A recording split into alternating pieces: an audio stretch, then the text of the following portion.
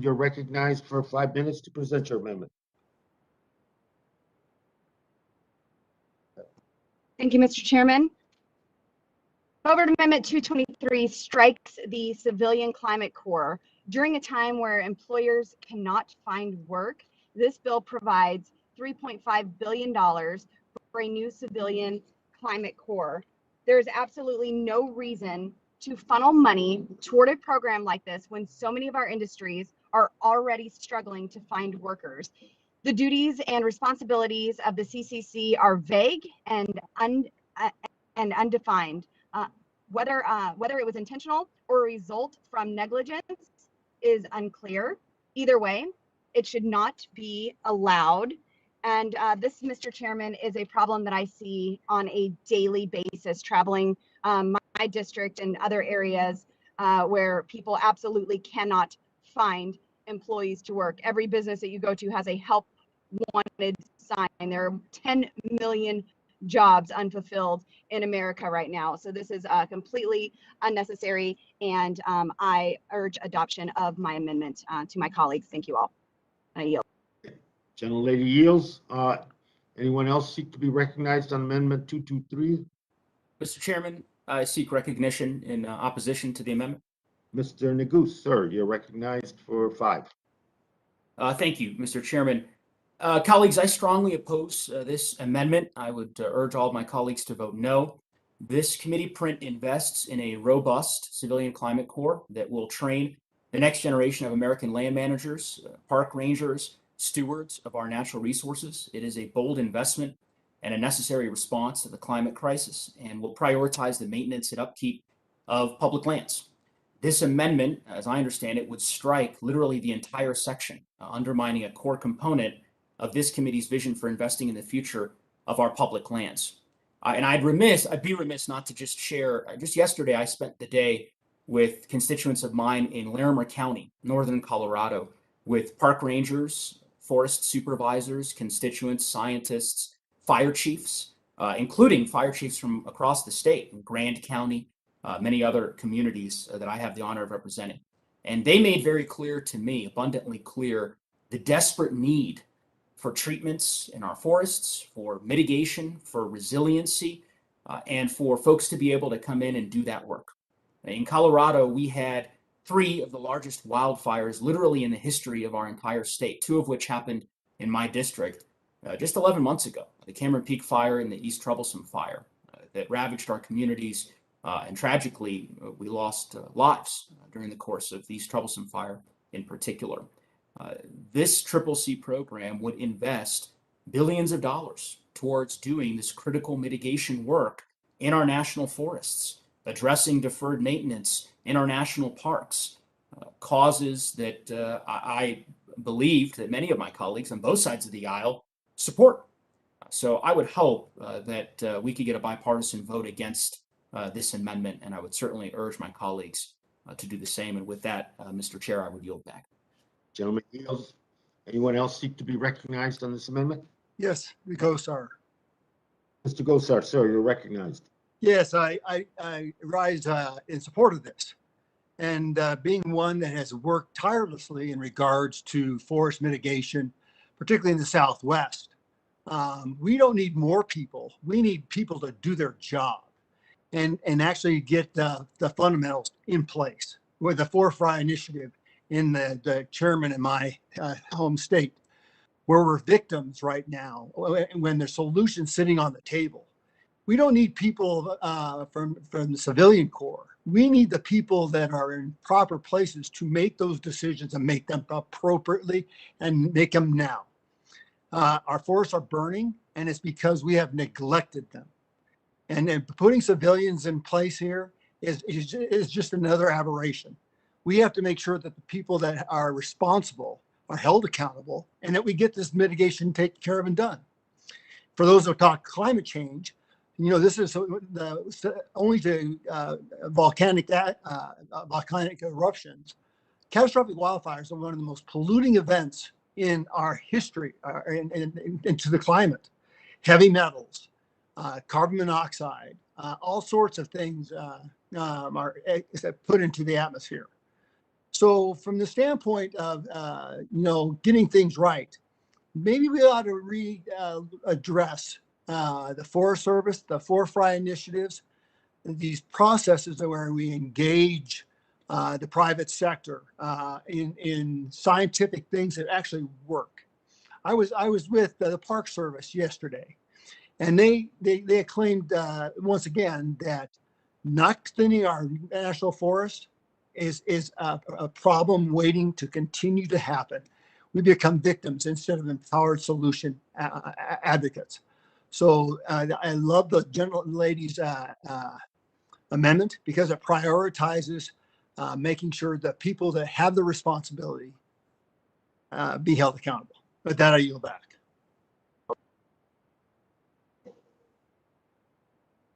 Gentleman yields back. Anyone else wish to be recognized in the amendment? Yes, Mr. Chair, Vince here. Gentleman's recognized. Thank you, Mr. Chair, and I support this amendment, and let me explain why. The Civilian Conservation Corps was originally conceived of by the Roosevelt administration many years ago when unemployment stood at 20% and people couldn't find a job anywhere. The idea was an interesting idea and resulted in many projects, some of them not far from where I sit right now, out here in Eastern Oregon, where the folks came in and helped build ditches and canals necessary for irrigation systems. But there was a huge difference between then and now, and I mentioned it, 20% unemployment. I met several weeks ago with folks that are engaged in the exact type of thing we've heard mentioned that this CCC, this CC 02.20, would engage in. The folks that are out actually cleaning up the forest, they cannot find anyone that wants to work for them.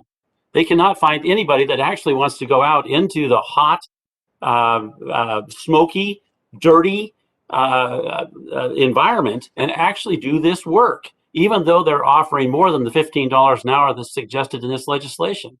So this is what I call one of many self-delusional parts of this bill.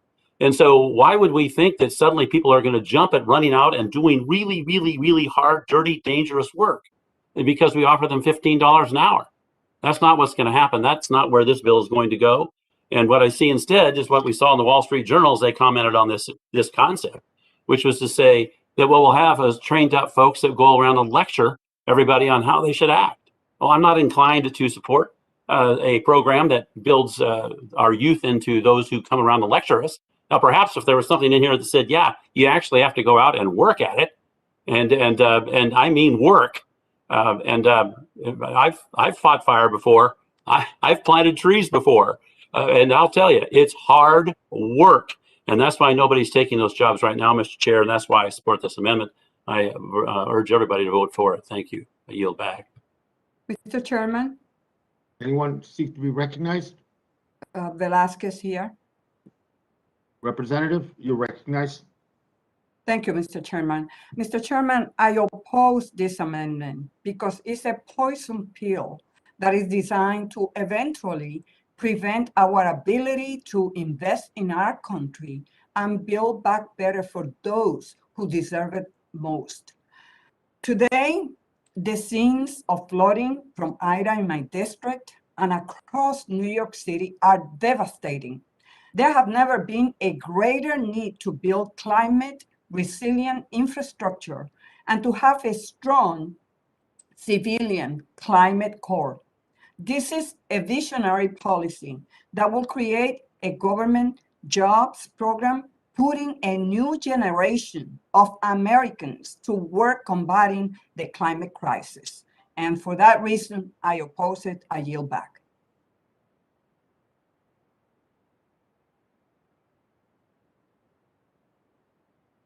Thank you. I thank the gentlelady for her comments, and she yields back. Anyone else wants to be recognized? Mr. Chairman, it's Westerman. Sir, you're recognized, sir. Thank you, Mr. Chairman. I know you love to hear me debate these amendments, and so I thought I would give you that opportunity one more time here. It won't be the last. No, and I having been in a ranking member as well, Mr. Westerman. Yeah, that's your job, and I did mine pretty well, and I expect you to do yours pretty well too. So We're trying you're every day. recognized. And that's why I support this amendment, because it is a good amendment that will ensure that the money proposed today will not be used to create an FDR era big government jobs program. There are a lot of problems with the resurrection of the CCC. Mr. Bentz described that very well. The original CCC was put in place when unemployment rates were through the roof. We were experiencing a depression. Today, employers cannot find workers. My grandfather worked for the CCC, and I remember him telling me how terrible it was, how backbreaking the work was, and he was a hard worker. And I tell you, the first thing he did when he could get a job working at the aluminum smelter was he took that job at the aluminum smelter. We don't need another FDR era program. And the idea that this is going to help land management, I think, is a false idea as well. The problem with land management in this country is not a lack of labor, it's a lack of being able to actually manage the land.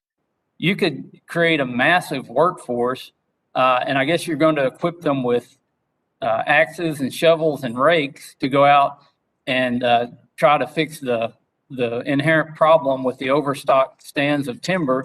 But when you're talking about 80 million plus acres of land that needs attention, I don't even think that China could get enough manual laborers to address that kind of an issue in a right amount of time, especially if they didn't have the authority to go out and actually manage the forest. So what this is just opening the door for creating an inefficient and ineffective federal work program. And we already have, as it's been mentioned, private groups who are doing this kind of work. If young people want to go do hard manual labor on public land, there are plenty of opportunities for them to do that. And we're going to create another federal program that's going to compete not only with the private sector, but with nonprofits that are doing this very work right now. We should be focusing on ways to actually manage our federal lands, not to throw a lot of money at a program that's going to compete with the private sector and get little benefit on the ground for making our federal lands more resilient and making our forests healthier. Again, I support this amendment. We shouldn't be throwing billions of dollars at a government work program when unemployment rates are low and the private sector can't find employees, and I yield back. Gentlemen, yield. Anyone else wish to be recognized? Let me recognize myself in closing very quickly. I'm violating my own rule here, but I think this debate and in opposition to the amendment,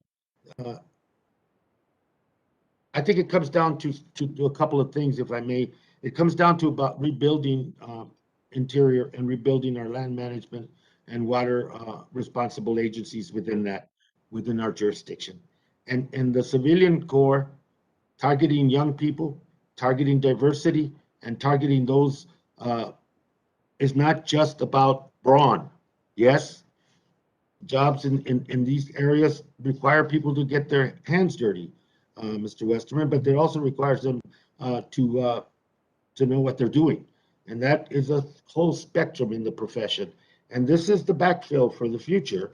And I think that not only Mr. Negus's legislation, but also the intent of for the future for the land agencies and interior is to build toward that future. And I think we need to look at it that way as well, that it's an investment in the management and the stewardship of our public lands and waters for the future. And I think it's a good one. And I oppose the amendment. Anything else? Anybody else wish to be recognized? Mr. Chairman, Who seeks? McClintock of California. Sir, you're recognized. Thank you. You're welcome, sir. I've noticed over the years when one bureaucracy fails, we have this tendency to add more bureaucracy rather than ask ourselves why the first ones failed. The fact is, we've got a great many conservation corps already. We've got the Youth Conservation Corps, we've got public land corps. On top of these, you can add similar state programs like the California Conservation Corps. And to those, then you add the sprawling bureaucracies of the U.S. Forest Service, National Park Service, Bureau of Land Management. Need I go on? The problem is not that we don't have enough bureaucracies, it's we have too many, all enforcing idiotic laws and regulations that have made competent management of our public lands impossible. And let me add one final concern to this, this new climate change corps. There's one feature of the proposal that does not overlap a lot of existing agencies. This bureaucracy of young people will also address the changing climate. What exactly does that mean? Does it mean a taxpayer-funded community organizing effort, sending these young climate pioneers into every neighborhood to report who's watering their lawn, whose fireplace is smoking, who's spreading forbidden climate disinformation? A few years ago, such fears would have seemed absurd, but not so much these days. So I'd ask, what exactly is this new bureaucracy going to accomplish? I yield back. Disconnected. You're using computer for audio. I disconnect. Does anyone else wish to be recognized?